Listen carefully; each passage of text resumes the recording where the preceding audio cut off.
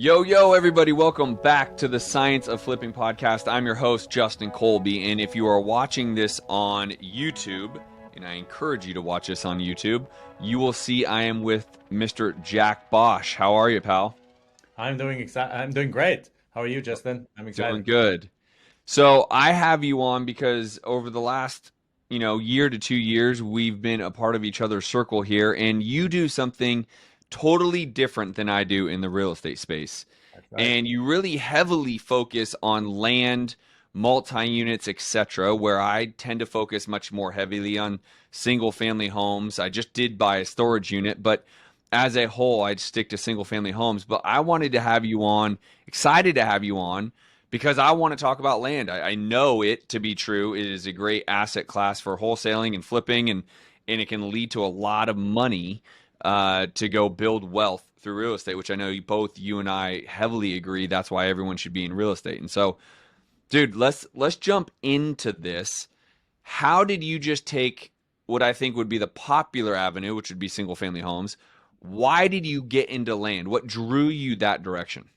So what drew me in that direction is it's a great question. Is well, first of all, a coincidence, but it wasn't really coincidence. We stumbled into it because we were in a particular situation that perhaps resonates with the audience well, and that is we had a job. I had a job that I was working 60, 70, 80 hours a week, and I was traveling 100%. I couldn't quit my job because I was an immigrant to the United States. Still am an immigrant. Now I'm an American citizen, so I'm settled here. But I was an immigrant from the United States, and my work visa was attached to my company, to the company I work for, not my company, the company that hired me, that I was an employee with. And so if I would have, so when looking at houses, at least at the time, I know there's virtual house flipping and other things around right now, but didn't exist back then. Um, at that point, we tried to make house flipping work, but we came from a different country, didn't know the language, didn't know the terminology, didn't know the building style, didn't know what it cost to us to repair a kitchen, a bathroom, I don't know, a roof, a foundation, and all this kind of stuff. So it was overwhelming. Like, let's say house flipping was like too complicated, and even if you take it a step further into fix and flip, it was just not possible because I was gone. I was leaving Sunday night, Monday morning. I would take a plane, go somewhere, uh, be 5 days at a customer site as a software consultant, come back Friday night completely exhausted. So there was no time to meet with contractors. There's no ability to supervise anyone. There was no ability to work with anything. So fix and flip was just not possible for us at a time, given the level of knowledge, money, and experience we had.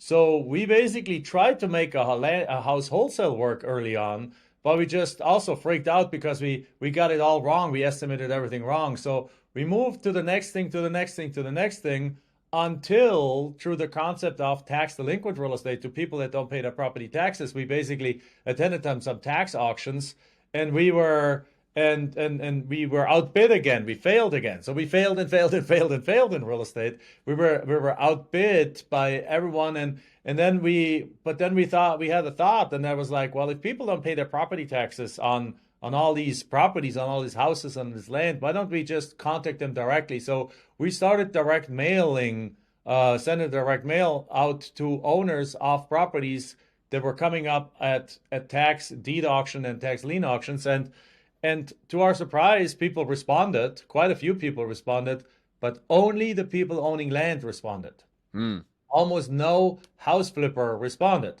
So almost no house owner responded. So we're like, crap, what do we do now? What do we do with these pieces of land? And we basically said, you know what? There's got to be, I'm sure there's a way to sell them. Somebody's going to want them, but we got to be really careful.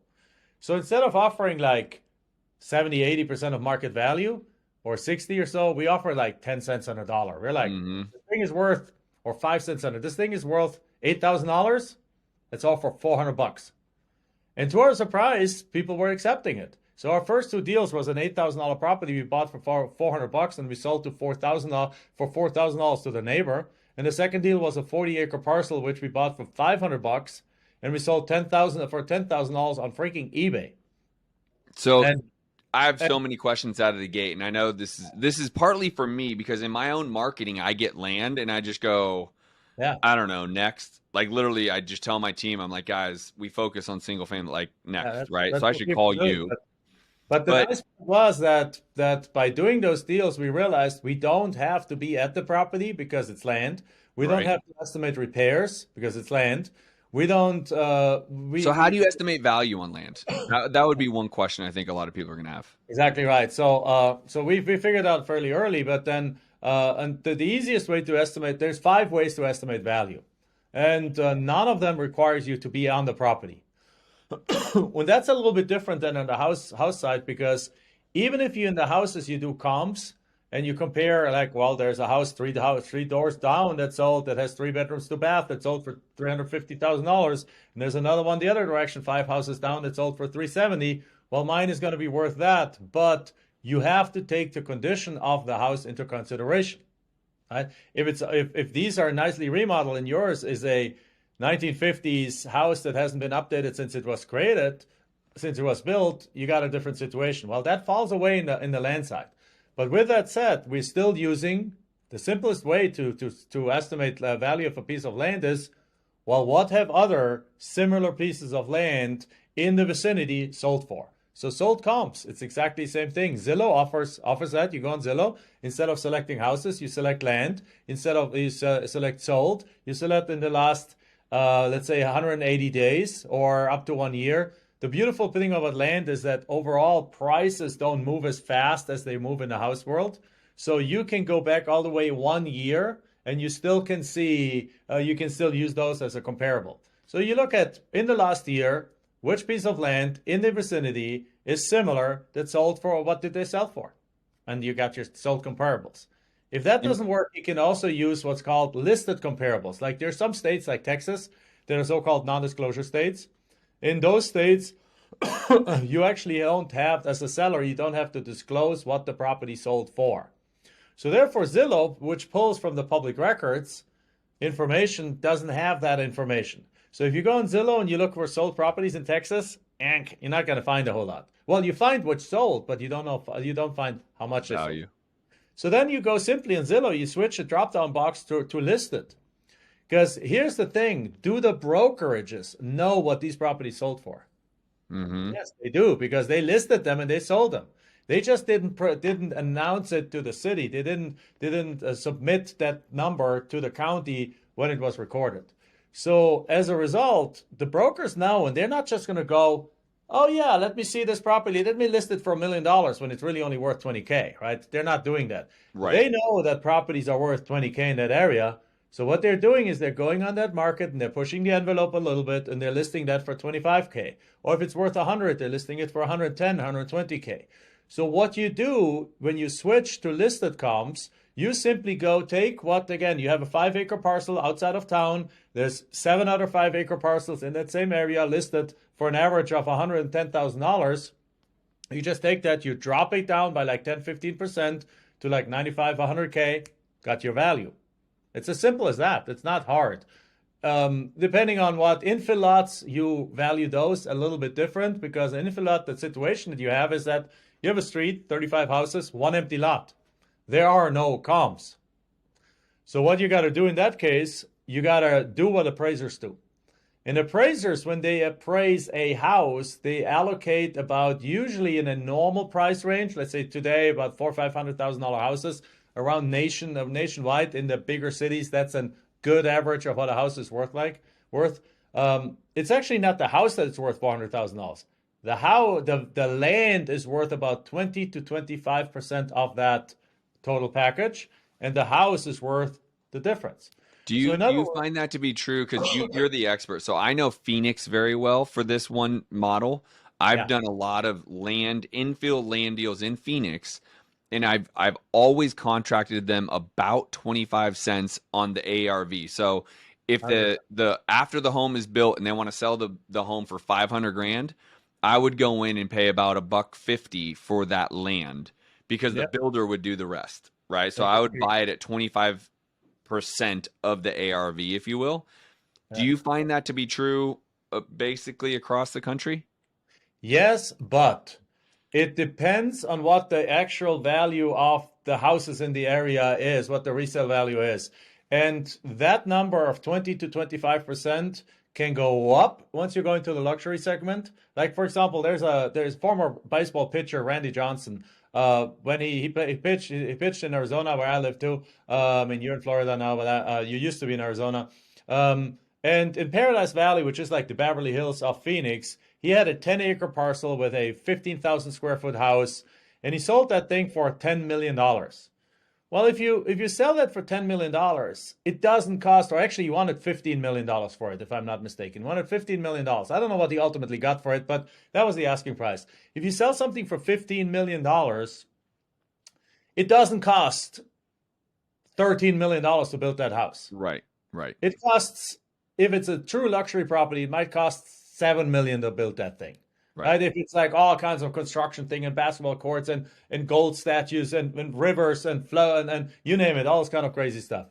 Well, in that environment, the land is worth easily 50% of that property. If you go on the other side of the spectrum, if you have like the bad part of town where houses only sell for 150 or 200 grand, in that area, you cannot take 20 25% for the land value because the builder the calculation works the following way. Basically, the way it works, the way the why this really works in the $500,000 neighborhood is that if you put $150,000 for the land, there's $350,000 left for the builder to build a house and make a profit. So if the builder puts a 2,000 square foot house on there, and the builder knows what they're doing, and they're building that house for $100 a square foot, then the builder puts $200,000 into the actual structure. Then they have the financing cost, which is perhaps another 25 grand. Then they have a realtor, which is another 25 grand. And then they have $250,000 in it, plus $150,000 for the land. So in it for $400,000. And if they're selling for $500,000, they're making $100,000 on that deal, which is a 20% total return of the $500,000. Most builders are happy with that return. If you have a lot, if you're in a neighborhood where the average house only sells for $200,000, these numbers just don't work anymore because the house still costs $200,000 to build, and then there's no money left for the land. There's no money left for the builder. There's no money left for the realtor. There's no money left for the financing, right? So in that particular case, as soon as you drop below about $300,000, the ratio goes down and the land is only worth perhaps 10% of it, if that. And if it drops below like 250, the land value is more a nominal value. I found it hard to find a piece of land in the city that's worth less than 20 grand because it's 20 grand worth to somebody, even if they just use it to park their RV on there, to park some cars on there, to expand their backyard, or to hold it for future use. I think we're getting a deal right now for like either 5 or 7 grand, a land deal just like this, because the builder would have to sell around 250 grand. Yeah, So the and that's land basically, really, we're just like, I don't know, maybe we'll pay 5 grand for it, because essentially it's going to cost the builder give or take 150 to 200 grand to build it, right? So yeah.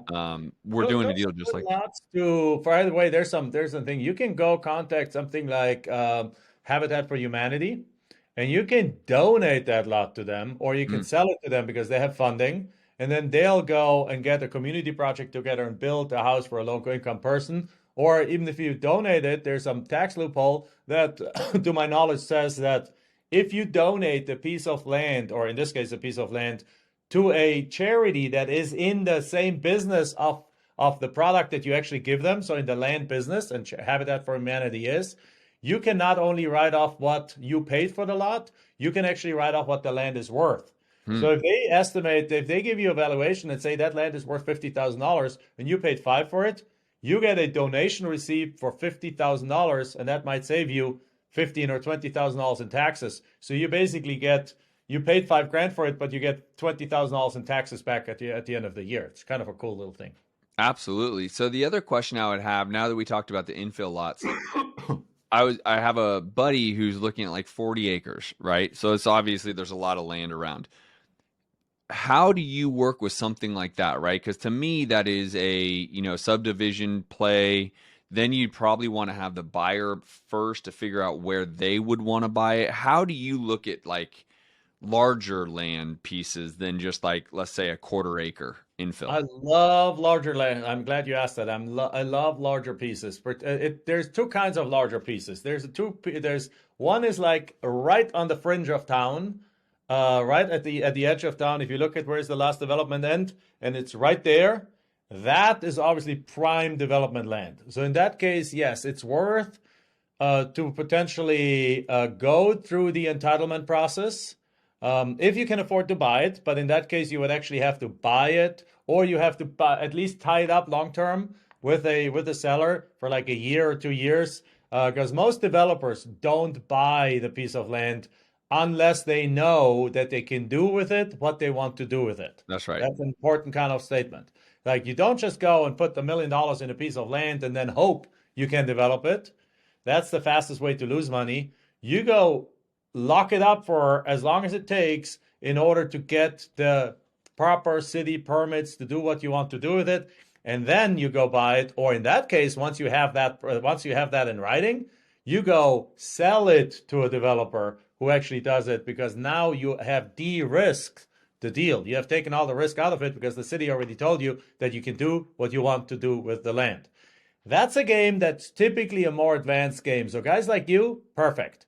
Yeah. Our typical student, that when we teach this land flipping, our typical student comes to us as a professional that already been successful in something, that perhaps mid-level management or something like that. They're sick and tired of being sick and tired of working 60 hours a week. They don't have much real estate experience, or they tried house flipping and they don't want to do it. They focus, we steer them perhaps not.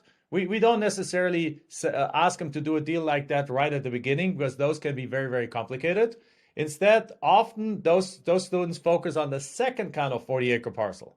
And the second kind of 40-acre parcel is a parcel that's like an hour away from the city. So it's more recreational land. It's like a mini ranch, if you want to call it. And those things are on fire right now. Mm. Like they're on fire right now because there's four actual things that are playing towards it right now. That makes really land buck the entire kind of development of real estate. House prices are slowly going down right now. Land prices are not. Demand for land is as high as it's ever been. A friend of mine that's a coaching student of us, a former student of us that now does like 200-300 deals a year, just sent me a message yesterday saying like, hey, do you see what we see?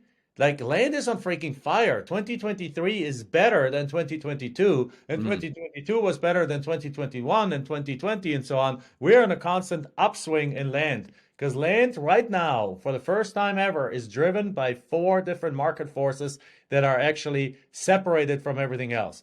Market force number 1, I don't know if I should go into those quickly, but market force number 1 is that COVID has changed the mentality of the American psyche, really. People in the US, COVID had a bigger impact on the United States, some people say, than World War II. Hmm. In World War II, I mean, lots of people lost their life, and lots of people went out fighting and things like that, and the soldiers' life was changed. But the ones left behind, their day-to-day life didn't change. Right. COVID made their life change for 2 full years in some states. They were locked in. They couldn't go. They couldn't go on the playground. They couldn't go to family reunions. They couldn't go. And what it created is a huge desire to have more space. Well, land meets that. Yep. You look at RV dealerships, they're still to this day, RVs are flying off the shelves. It hasn't changed. And that's an effect that I think will stay with us for their lifetime. It has changed the way people think about life. Number 2 is also simplified life for a lot of people. They're like, hey, I want to work from home. Well, that's the second thing. As of last week, I looked up a statistic. There were still 48, and I'm sorry, I'm nursing a cough here, but 48% of all people in the United States still work from home. That's over 75 million people in the United States. That means that now they want to have space, and they can actually, that means they can now live where they want to live and work where they want to work. Now let's add the third thing to that. The third thing to that is that processes like, or companies like Elon Musk's Skylink now make it possible, which is basically a network of satellites all around the world, make it possible for you to literally have high-speed internet access in places where up till a few years ago, you didn't even have reception. So now add to that on top of it, technology like solar becoming more mobile and more effective, that you can put solar panels on an RV now and you can be out there. So now you get an RV, you buy yourself 40 acres an hour away from town. You head out there. You don't just need to head out there for the weekend. You can head out there for 2 or 3 weeks. Yep. Camp up or build a house over time, build a cabin up there. You can head out there. Homeschooling is huge, right? Kids are Huge. homeschooling their kids now. Families are homeschooling their kids now. Guess what? Now the world is your oyster. You can now Yeah. take your RV. You can go out on a piece of land. You can put up your solar panels. You connect to Skylink. You have what you need. You can work from there. Nobody cares where you work. Our entire company, 75 people, is 100% virtual. We have Yeah. team members that in summer, they take off, they fly to Madrid, and they work from Madrid or from Barcelona. Which is great. Which is Yeah. great. Everyone should ask Jack for a job. Let's put it that way. So I have two really important questions I know my listeners want to know because I want to know. First, where do you pull these lists? Where do Right? we find them, right? If you were going to say, Justin, you need to do this, go pull this list from this place. Where would you tell me to go do that? Well, the beautiful thing about it is that when we started with tax delinquent real estate. So people hadn't paid their property taxes. Shortly afterwards, we realized that we're leaving 97% of the market on the table by only going after tax delinquent people. Okay.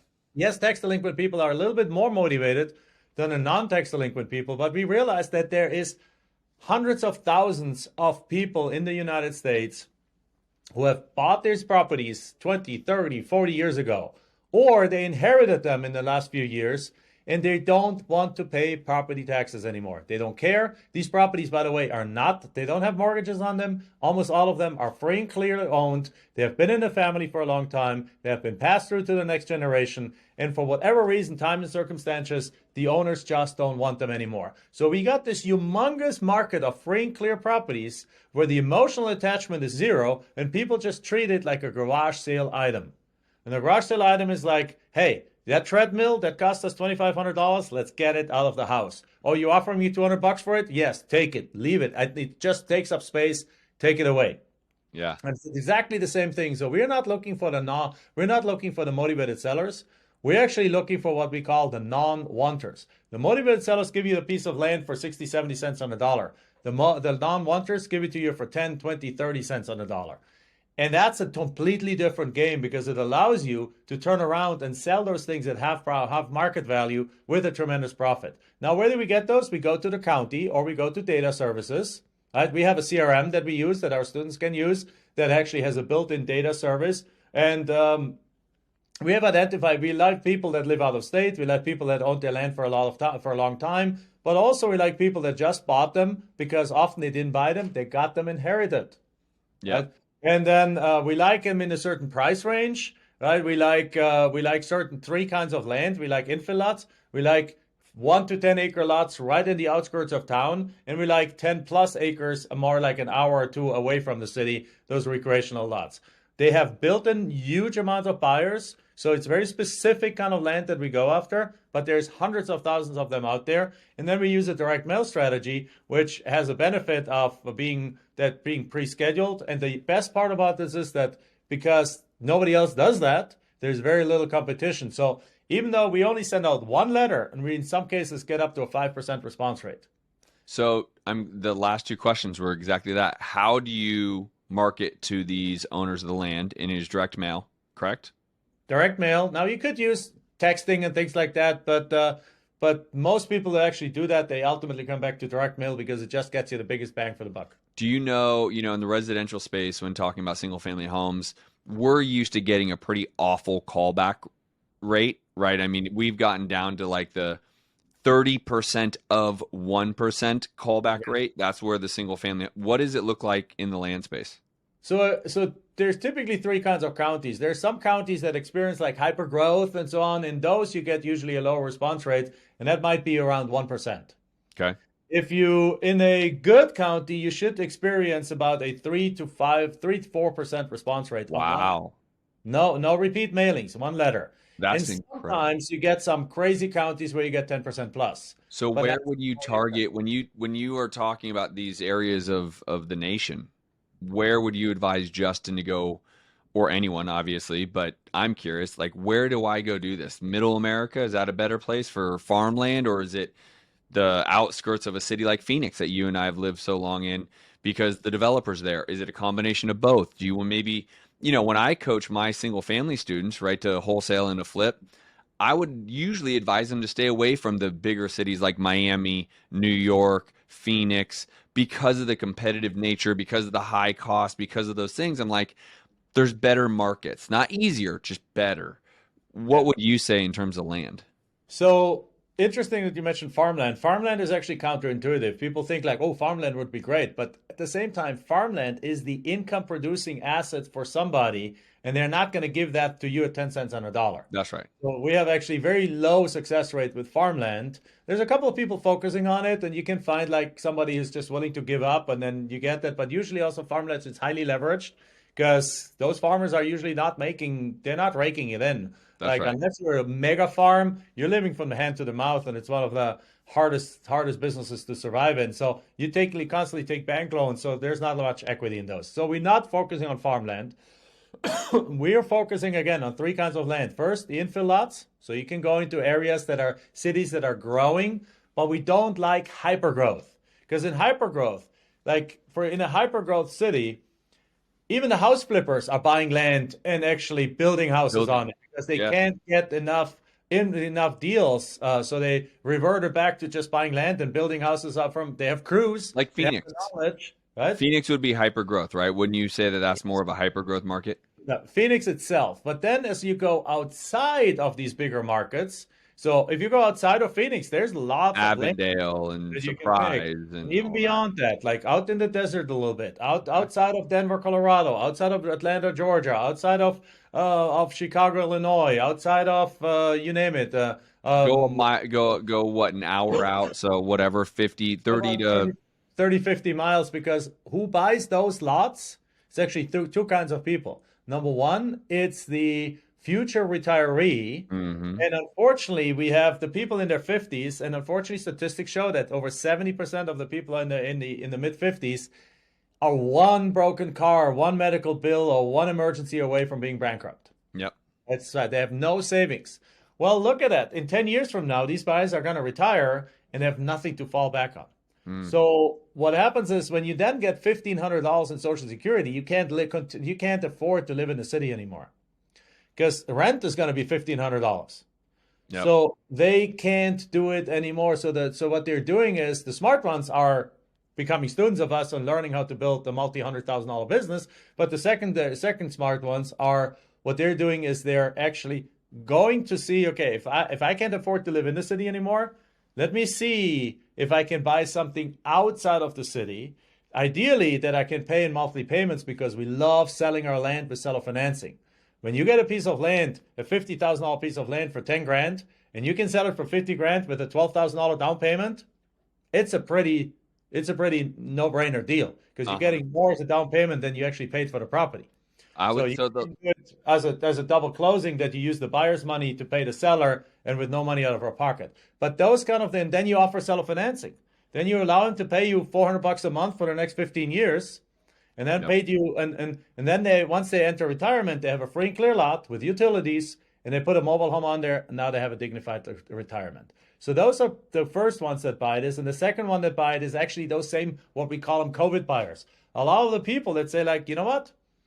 Have an IT job, work from home, programmer, internet marketing, whatever kind of people in different kind of things, HR, they don't have to be in the office. They're like, you know what? I don't want to live in a cookie cutter home in a master plan community. I want to have 5 acres, 20 minutes from town, Yeah. right? And they have the Where do you money, they buy the lots, and they pay them off, and they sometimes they pay cash, sometimes they pay them off. So again, this is where you go outside. So really, any big city in the United States, you go out like these 10, 20, 30, 40 miles. That's the thing. And then the recreational part is 10, 20, 40 acres in a cool part of town, again, within 1 to 2 hours away from a big city, because your buyers of that recreational land are the people in the city with the RV. Yep. Yeah, and then lastly, to wrap up here, because we're a little short on time, where do you find the buyers? How do you market to them, is what I mean. How do you Right. find those people? You can do many different things. Over time, you'll build up a buyer's list, a list of people that are on your list that you can just simply sell a good third of your properties to without putting them ever on the market. You can also sell to the neighborhood around because people that own there, many of them own because they love it and they want more. And but the main area for to sell, particularly at the beginning, is to social media. So we Mm, sell it in Facebook Marketplace, Facebook groups, Zillow. We put it on Zillow. Right? yeah. There's a website called landwatch.com. Gets 4 million people a month going there to buy land. And so there's many different websites. It's its own little universe that has lots of places that you can sell a property, or you can simply hire a realtor and have the realtor sell it for you. I thought that was going to be your answer if I was being honest, but the Facebook world makes a whole lot of sense with the marketplaces and the communities out there. Right. Guys, this has been Jack Bosch. He is the guy to go to for this space, especially for me. And so, Jack, why don't you let everyone know where to find you and what to get? Obviously, he has a great coaching program specific to this. So, if this is an intriguing subject matter for you, I want you to make sure you're reaching out to him directly. But where can people find you? Yeah, land is the best way because there's no tenants, toilets, and termites. So, right, that was a way we were able to make it work without having to know really much about real estate because you don't have to estimate repairs and you don't have to talk to contractors and any of that kind of stuff. It's 100% virtual. So, how do people find us? Well, one time is I have a new podcast, which is actually called the Jack Bosch Show. And Bosch, by the way, is spelled like the washer and dryer or like the power tools with Bosch. So, there's a C in the middle. So the Jack Bosch Show, just search that on iTunes or on YouTube. And number two, you can also go to Land Profit Fun, like having fun, Fun, landprofitfun.com, and find out more about what we do. Dude, I appreciate you spending some time. I know you just came back from Europe. You're literally leaving tonight to go to Europe, and you're spending time with me on my podcast. I appreciate you, brother. Thank you so much. Thanks for having me.